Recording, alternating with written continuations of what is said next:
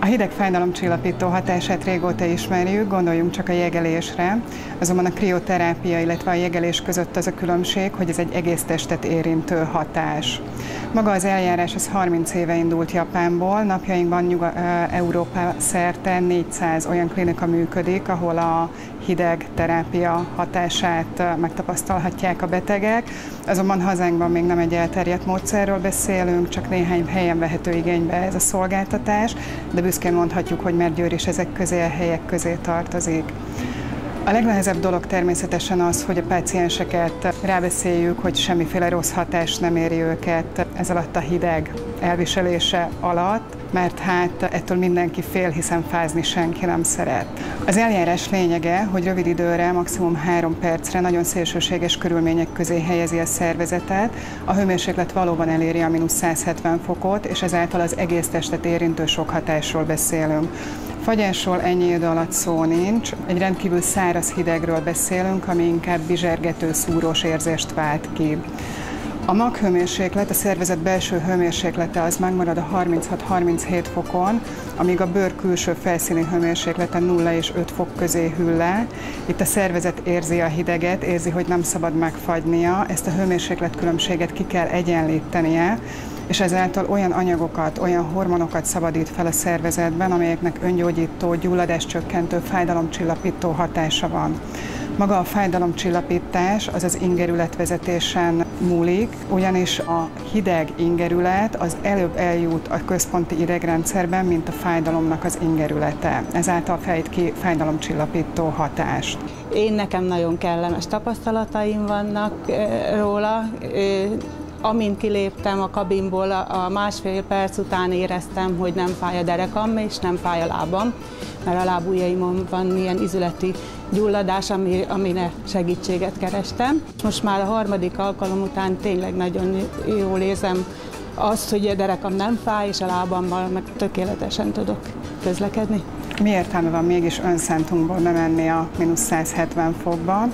Elsősorban izületi, illetve mozgásszervi megbetegedések kezelésére ajánlott, hiszen egészségügyi felmérések is mutatják, hogy minden 5. ember küzd izületi megbetegedésekkel, izületi problémával. Ezen kívül krónikus bőrbetegségek kezelésére, mint például az ekcéma, a pikkely-sömör, illetve allergiás megbetegedések kezelésére, valamint hogy adrenalint, illetve endorfint szabadít fel a szervezetben, ezért bizonyos idegrendszeri problémák kezelésében kiegészítő kezelésként is használják, mint például a depressziónál. Ugyanaz a kockázata, mint a hagyományos szaunánál, hiszen a szauna utáni merülőfürdő is egy sok hatást eredményez a szervezetbe, tehát a kizáró okok itt is a kezeletlen magas vérnyomás, a szív- és érrendszeri problémák, az érszűkület, itt azonban még a hideg allergia, illetve a klausztrofóbia is kizáró okként szerepel. A hidegterápiát Achilles probléma miatt próbáltam ki, és nagy örömömre 10 alkalom után ez a jellegű Achilles problémám megszűnt, és ezáltal egy műtéttől menekültem meg.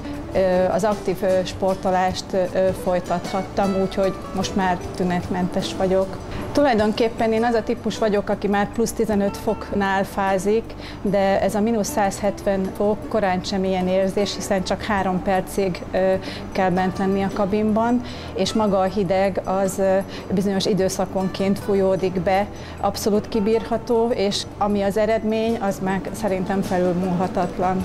Azt nem lehet mondani, hogy nem hideg, de rövid ideig tart, nem kell tőle félni.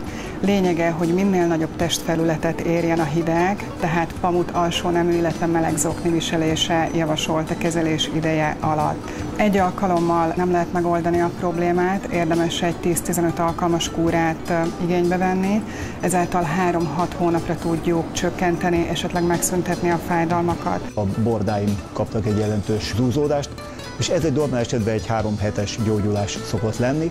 Kipróbáltam a hidegterápiát, hál' Istennek 1 hét alatt, 3 kezelés után szinte nyom nélkül megszűnt, felgyorsította lényegesen ezt a gyógyulási folyamatot.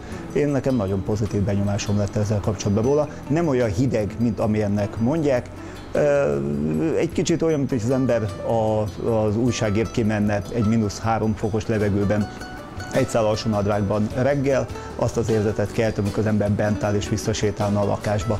Tehát én bátran ajánlom bárkinek, hogy ezt kipróbálja. Nagyon fontos megemlítenünk, hogy tüneti kezelésre törekszünk, tehát a fájdalmakat, kellemetlen tüneteket próbáljuk csökkenteni, illetve megszüntetni egy gyors és mellékhatásmentes kezeléssel. A kezelés ideje alatt a vérerek, a kapillárisok összeszűkülnek, azonban ahogy vége van a kezelésnek, és újra visszaáll a normál testhőmérséklet, ezek a kapillárisok a 4-szeresére tágulnak ki. Ezáltal ugye a salakanyag sokkal gyorsabban ürül ki a szervezetből.